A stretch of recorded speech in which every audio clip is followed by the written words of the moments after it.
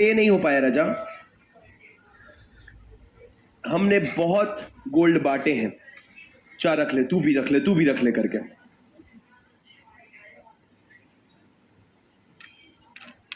भैया अगर जो लोग कहते हैं लैग है, तो जो बच्चे के यहाँ लैग नहीं है प्लीज तुम बोल दिया करो ना राजा।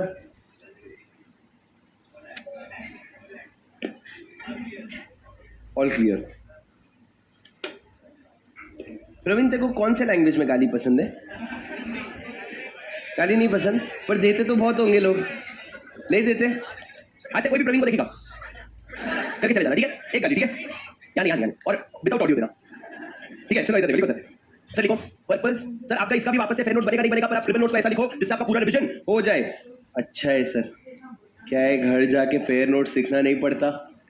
ये नहीं समझ आता समय बचा पर कहाँ गया, पर मजा अलग आती है सर। काम कम है, आराम कर रहे हैं, इंस्टाग्राम में स्क्रॉल कर रहे हैं, ओ हो। हाँ इंस्टा में नहीं हो, छी भैया ये तो उम्र है, अब नहीं तो कब? जब जैसा की उम्र में आ जाओगे, जब शादी हो जाएगी तब इंस्टाग्राम पे स्क्रॉल कर। अरे तब तो डांट पड़ती है भाई। हाँ बोल, हिंदी बोल, हिंदी। हाँ पर लगा नहीं सब बोलना। अरे यार अभी क्लास में क्या याद दिलाते हो भाई? Purpose of the act. बिल्कुल भी नहीं, बिल्कुल भी नहीं। An act to consolidate, an act to consolidate and amend laws relating to forex। forex मतलब sir foreign exchange with an objective of दो, facilitating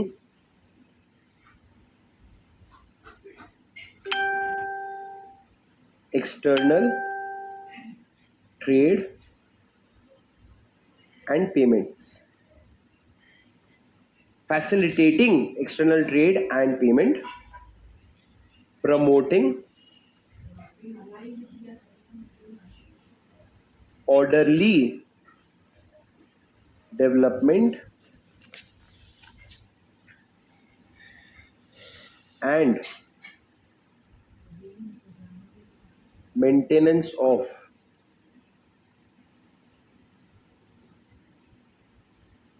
forex market in India।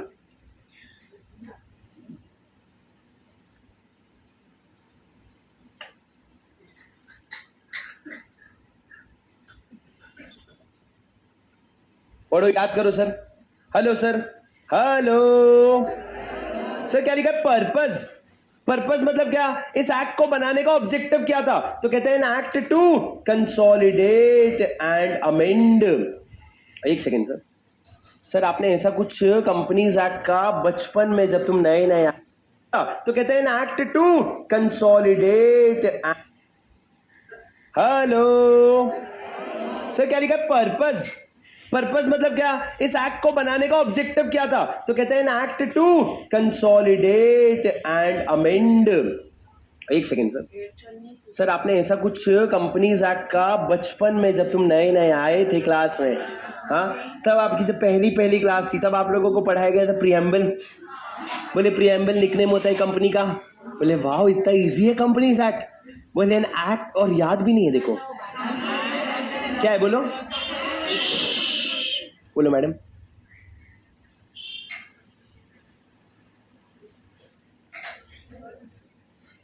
वाह वाह वाह वाह sir, an act to consolidate and amend laws relating to companies. वो था companies act का। बता सर कंसोलिडेट एंड अमेंड मतलब क्या? पुराने बहुत सारे रूल्स रेगुलेशंस एक्ट बने हुए, उनको इकट्ठा करेंगे, अमेंड करेंगे, क्लीन करेंगे और एक नया एक्ट लाएंगे।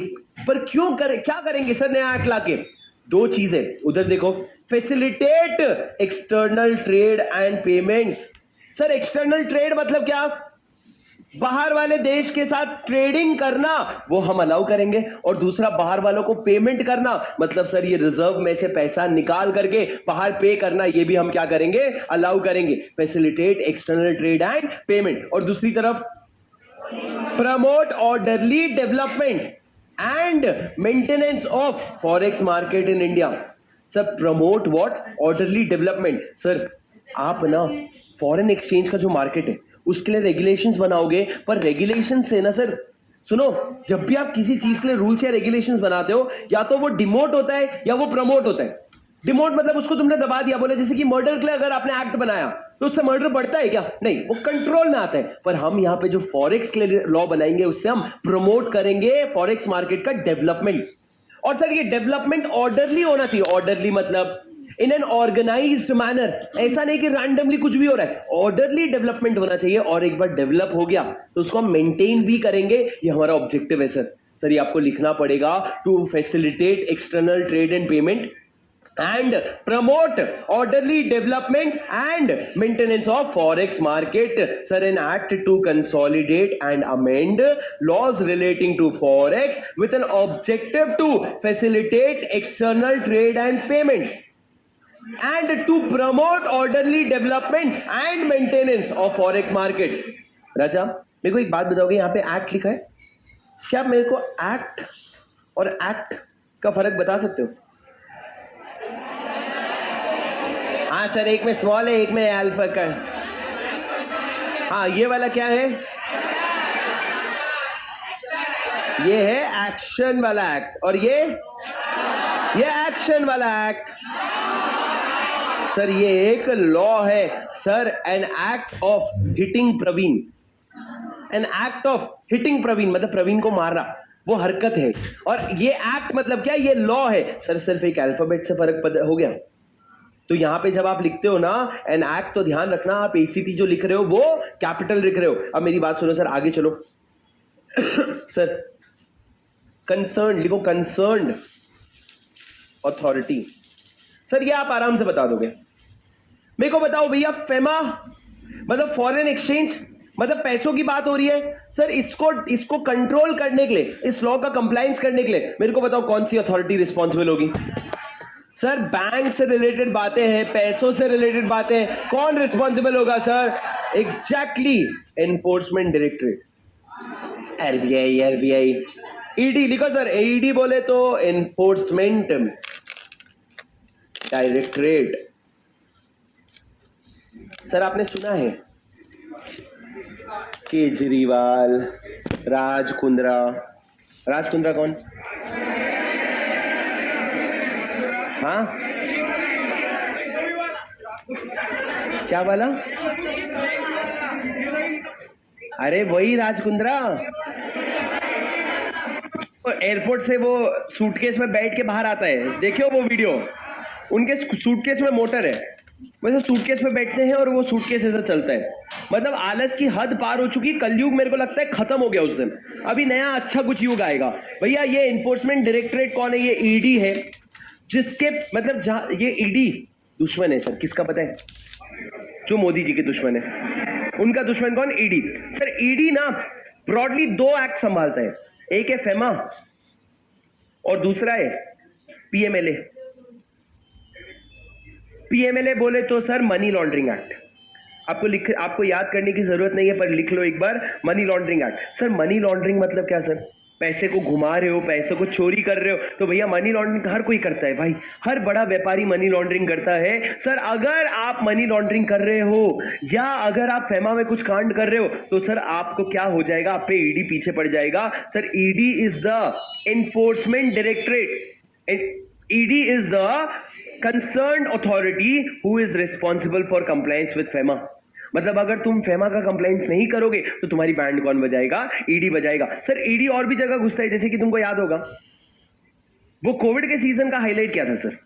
सुशांत सिंह राजपूत. तो उसकी वजह से रिया चक्रवर्ती, तुमको सबको पता है वो ड्रग्स करती थी, पूरी दुनिया को पता है, बस उसको नहीं पता. और उसके अलावा फिर उसको ईडी भी क्या केस को फॉलो किए थे भाई, बैठे बैठे क्या. तुमको सबको पता है वो ड्रग्स करती थी, पूरी दुनिया को पता है, बस उसको नहीं पता. और उसके अलावा फिर उसको ईडी भी क्या केस को फॉलो किए थे भाई, बैठे बैठे क्या करे, करना है कुछ काम, लगाओ इसकी बैंड लेके सुशांत सिंह राजपूत का नाम. भैया क्या बैंड बजाई थी उसकी, उसको ईडी बुलाया था. ईडी बुला के क्या उसपे तूने पैसा कमाया है, मनी लॉन्ड्रिंग करी है, उसका भी केस. और सर इंडिया में एक चीज तय है, एक डिपार्टमेंट आएगी तो उसके पीछे 8 और डिपार्टमेंट आएगा। मतलब आपका अगर पूरी पूरी बारात आएगी, करेक्ट। मतलब सर अगर पहले दूल्हा आएगा बाद में बारात आएगी, पर आएगी जरूर। तो अगर तुम पे एक भी डिपार्टमेंट ने हाथ लगा दिया, मान लो आपके एमसीए आ गया आपके पीछे, मिनिस्ट्री ऑफ कॉर्पोरेट अफेयर्स, बोले भैया तेरा ऑडिट करेंगे, तुम देखो उसके पीछे इनकम टैक्स, जीएसटी, ईडी सब लोग आकर के बैठ जाएंगे कि हम भी। क्योंकि सर क्या होता है, उनको भी तो फोमो होता है ना, उनको भी अच्छा इनकम टैक्स का रेट पड़ा, जीएसटी भी पीछे आ जाएगा, बोलेगा तो जीएसटी का भी फ्रॉड किया, 100 रुपए की इनकम बचाया, मतलब उसमें 18 रुपए का जीएसटी भी बचाया ना, तो फोमो, उसके फोमो में सामने वाले का बच गया। लेकिन ठीक है सर, ये कौन हो गया, ईडी हो गया। आगे लिखो सर दोस्तों, फेरा वर्सेस फेमा, फेरा वर्सेस फेमा। सर ऐसा पहला कॉलम पर्टिकुलर्स, थोड़े से गैप में फेरा, थोड़े से गैप में फेमा। सर पहला ऑब्जेक्टिव, सर फेरा का ऑब्जेक्टिव था कंजर्व फॉरेक्स, हमारा है promote and develop forex. Nilesh अनवीप, श्री कहां गया, श्री छोटा वो श्रीधर, हाँ भाई जब से आईफोन ले लिया है बात भी नहीं करता वो। देखो सर फेरा और फेमा, इसको थोड़ा ठीक कर देना और स्पीड कर दे। फेरा फेमा क्या कहते हैं सर, फेरा फेमा पहला कंजर्व और ये प्रमोट करते हैं, मैंने तुमको बोला ही था, मैंने तो तुमको बोला ही था। सर दूसरा क्या है, मेरी बात ध्यान से सुनना, दूसरा है आपका पर्सन, नहीं दूसरा है अरे क्या हुआ इसको, person resident in India. Sir अभी सिर्फ लिख लो, अभी समझोगे नहीं कि यहां पे जो पीआरआई है वो सिटीजनशिप के बेसिस पे देखते थे, पर अब हम पीआरआई स्टे के बेसिस पे देखते हैं। थोड़ी देर में समझेगा तुमको, थोड़ी देर में समझेगा तुमको कि पीआरआई हम सिर्फ अभी पहले सिटीजनशिप के बेसिस पे देखते थे, अब स्टे के बेसिस पे। सर तीसरा बात करते हैं स्ट्रिक्टनेस, स्ट्रिक्टनेस सर यहां वेरी स्ट्रिक्ट या लेस स्ट्रिक्ट ऐसा लिख दे क्या, नहीं भैया लिखो forex transaction is prohibited unless permitted. क्या तुम सर इसका सिमिलर लाइन दूसरे वाले में लिख सकते हो,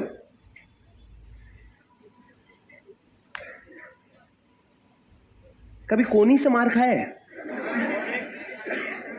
कोनी बोलते हैं इसको, कोनी बोलते हैं ना, कभी इससे खाया है मुक्का, अलाउड।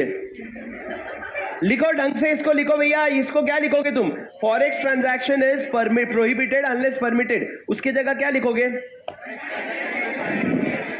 फॉरेक्स ट्रांजैक्शन इज, हाँ फॉरेक्स ट्रांजैक्शन सही सही बोल रहे हो तुम, is permitted unless prohibited, allowed, गधा कहीं का। सर समझे क्या, क्या फर्क क्या है सर, पुराने जमाने में कहते थे कि ये 4 चीजें छोड़ के तू कोई भी और फॉरेन ट्रांजैक्शन नहीं कर सकता, forex transaction is prohibited unless permitted. Sir permitted के 8-10 लिस्ट होते थे, अब क्या हो गया, बदल गया, अब हमने प्रोहिबिशन में 8-10 लिस्ट डाल दिए कि ये मत करना, ये मत करना, ये मत करना, उसके अलावा सब कुछ अलाउड है। सर तुम सोचो क्या ड्रास्टिक चेंज ऑफ थॉट्स आए हैं, कितने, मतलब पहले 10 आइटम होते थे जो अलाउड होता था, अब 10 आइटम है जो प्रोहिबिटेड है। नेक्स्ट लिखो सर, मेंस रिया, अब तुम नहीं बोलोगे मेंस रिया, कोई रिया है क्लास में, सॉरी रिया। लिखो गिल्टी माइंड, गिल्टी माइंड, सब presumption of existence of mens rea, presumption of existence of mens rea, बाजू में लिखो mens rea not presumed।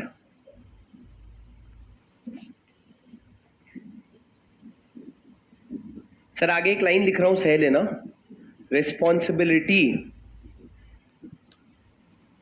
of prosecution to prove responsibility of prosecution to prove sir थोड़ा सा law समझोगे, मेरी बात ध्यान से सुनना। सर यहां लिखा है responsibility of prosecution to prove, कोई ये समझा सकता है क्या मतलब है? क्या बता? फिर तू बताना भाई, जो हाथ रेज कर रखा है। चल तू बता पहले, एक सेकेंड बोल।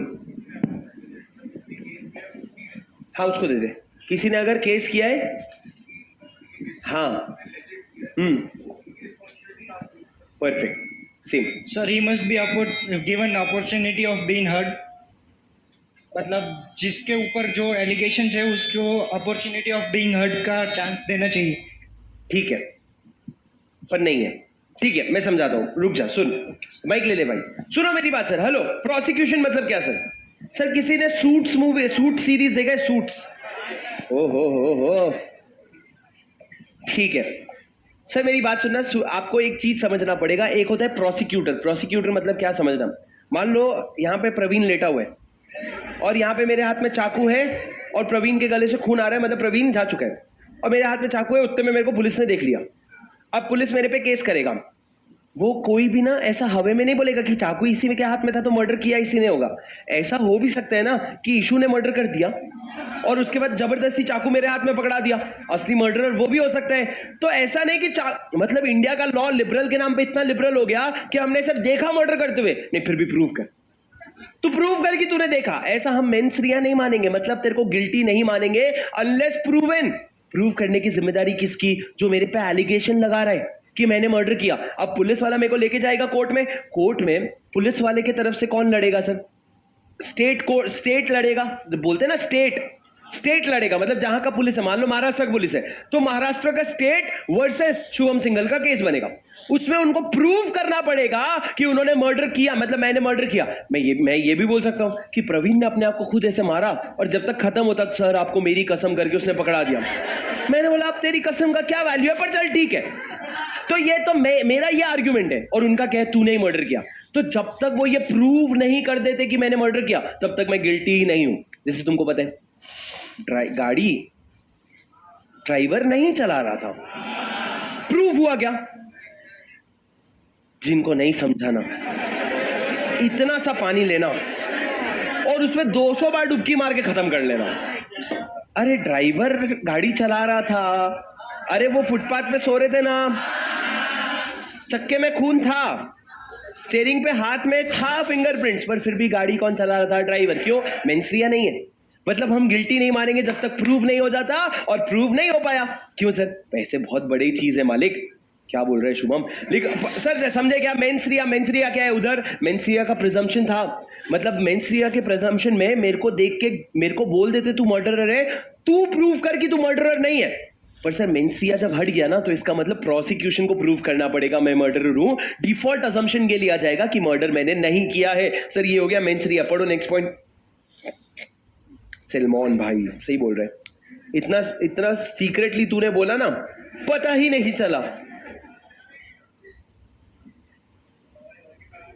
ब्लैक पग बस करो भाई। सर कंपाउंडिंग लिख लो, अभी आपको अभी नहीं समझ आएगा, एलएलपी में समझ आएगा। नॉट अलाउड है और यहां पे all offences are compoundable. All offences are compoundable. एक बार हल्का सा समझा दूं कंपाउंडिंग मतलब क्या? सर हमने तो बचपन में ही पढ़ लिया था sir, simple interest, compound interest. Compounding interest नहीं है, बस लिख दो। अरे ओ गधेड़ो सुनो, सर कंपाउंडिंग का मतलब क्या है राजा? कंपाउंडिंग का मतलब क्या होता है सुनो। सर अगर मैं एक बिजनेसमैन हूं और मेरे पे सजा आई और मेरे को बोला तेरे को 50 लाख का फाइन लगेगा और तेरे को 2 साल का जेल होगा, 50 लाख का फाइन लगेगा, 2 साल का जेल होगा। मैंने बोला भाई तू 50 लाख का फाइन ले ले, पर मेरे को वो 2 साल का जेल नहीं जमता। तेरे को चलेगा क्या? तू अगर मेरा 50 लाख की जगह 1 करोड़ का फाइन ले ले और मेरे को जेल से माफ कर दे। क्या डील कर रहा हूं मैं ये सौदा करने की कोशिश कर रहा हूं, भाई मेरे को जेल से बख्श दे, मेरे को जेल नहीं जाना। क्यों? क्योंकि सर देखो पैसा देना ना इतना बड़ा वो शेम की बात नहीं होती, पर जेल जाना इज अ बिग शेम। तो पॉइंट ये है कि कुछ ऑफेंसेस अगर तुम करते हो तो मान लो लॉ ने बोला कि तुमको जेल होगी 2 साल की और तुमको फाइन लगेगा कितने का, 1 करोड़ रुपए का। तो तुम ये ऑफर कर सकते हो कि ये थोड़ा सा कम कर दो और मेरा पैसा थोड़ा सा बढ़ा दो।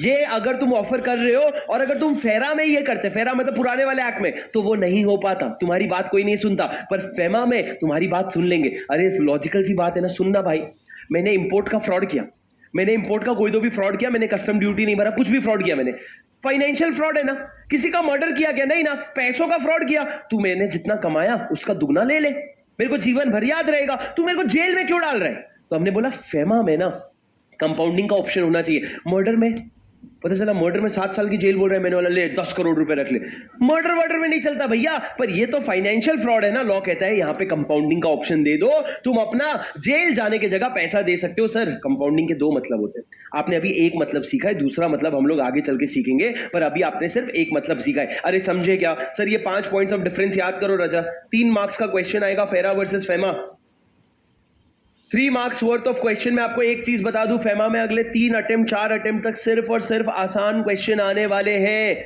फेमा का 12 नंबर अभी थोड़ी देर में प्रूव हो जाएगा। 12 नंबर में से मैं तुमको लिख करके दे रहा हूं, तुम में अगर ताकत है ना 9 मार्क्स लेके जाओगे। It is a chapter which is going to come for 12 marks. On the day before exam you will be very much capable of revising it in just 1 hour. 1 घंटे में 12 मार्क्स का रिवीजन हो सकता है अगर तुम ध्यान से पढ़ लो अभी। सर अरे आज पालक पनीर नहीं है, पनीर की जगह जियान आ गया, जियान पनीर खा गया, पालक पालक नहीं पसंद। तुम्हारा क्या परम्यूटेशन कॉम्बिनेशन चल रहा है भाई। सर ये याद करोगे 5 पॉइंट। पहला क्या हो गया सर, यू डोंट माइंड ना, फिर क्या मतलब है, हट बुरा ही नहीं लग रहा। Sir objective, person resident in India, strictness, mains रिया और कंपाउंडिंग। स्ट्रिक्टनेस, मेंस रिया और कंपाउंडिंग। सर ये 5 पॉइंट्स है आपके फेरा और फेमा के बीच के डिफरेंसेस। सर एक बार अपने नोट से राइट के डिफरेंसेस हटाओ, लेफ्ट में जो पर्टिकुलर्स लिखे हैं उससे देखो याद आ रहा है क्या आपको। सिर्फ यहां से देख करके देखो याद आ रहा है क्या, ऑब्जेक्टिव में क्या आएगा, देखो याद आ रहा है क्या।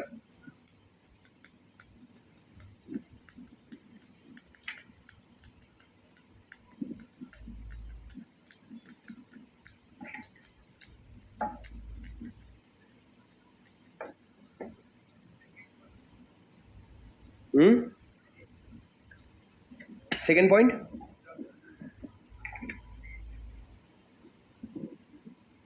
पर्सन रेसिडेंट इन इंडिया वाला नहीं हुआ है, अभी हम शुरू करेंगे। बस ये समझ ले, यहाँ पे सिटीजनशिप पे देखते हैं, यहाँ पे स्टे पे देखते हैं। स्टे पे क्या देखते हैं तूने अभी तक समझा नहीं। अभी हम पीआरआई का डेफिनेशन पढ़ेंगे। आज की क्लास सिर्फ पीआरआई के डेफिनेशन पे बचा हुआ क्लास, इतना इंपॉर्टेंट है वो, पर उसके अलावा अपन देखेंगे, टेंशन मतलब।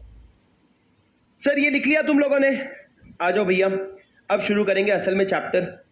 राजा ये चैप्टर में हमारे लिए सिर्फ 2 पार्ट्स इंपॉर्टेंट है। सबसे पहला है हमारा प्रिलिमिनरी और दूसरा है हमारा regulation and management of forex.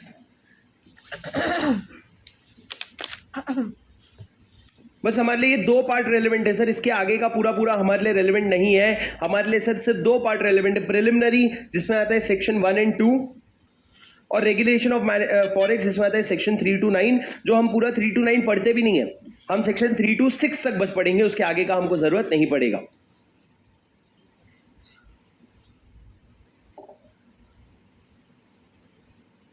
खुशी कह रही है सर मेंस रिया एक बारी फिर से समझा दो। मेंस रिया मतलब गिल्टी माइंड, मतलब मेंस रिया मतलब सिंपल, अगर आप कोई गलत चीज करते हुए पकड़े गए तो आपको उस चीज का गिल्टी माना जाएगा।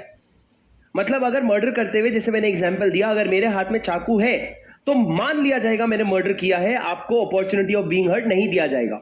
पर अगर मेंस रिया अजम्पशन नहीं है, जो कि फेमा में नहीं है, तो मेंस रिया नहीं है, इसका मतलब ये कि गिल्टी माइंड नहीं मानेंगे, मतलब आपको एक अपॉर्चुनिटी ऑफ बीइंग हर्ट देंगे और प्रूव करने की जिम्मेदारी प्रोसिक्यूशन पे होगा, मतलब जो केस कर रखा है उस पे होगा। ठीक है, चलो सर मेरी बात एकदम ध्यान से सुनना। सेक्शन नंबर 1 लिखो, एप्लीकेबिलिटी। सर ऊपर वाला जो आपने लिखा था purpose, it is a kind of preamble. अब लिखो एप्लीकेबिलिटी। सर बड़े ध्यान से लिखना, this act applies to whole of India, whole का स्पेलिंग विद डब्ल्यू वाला लिखना भाई, होल ऑफ इंडिया। थोड़ा धीरे प्रोसेस होता है इनका दिमाग, ट्यूबलाइट है sir. Whole of India, act applies to whole of India, also applies. अच्छा सर एक बात बताओ, होल ऑफ इंडिया में जम्मू एंड कश्मीर आएगा कि नहीं आएगा? सर जम्मू एंड कश्मीर अब भारत है, सीधी बात है, भारत है, आएगा आएगा, होल ऑफ इंडिया में जम्मू एंड कश्मीर आ जाएगा। अब दोस्तों मेरी बात ध्यान से सुनना, सर इंडिया को तो अप्लाई होता ही होता है, लिखो it also applies to branch office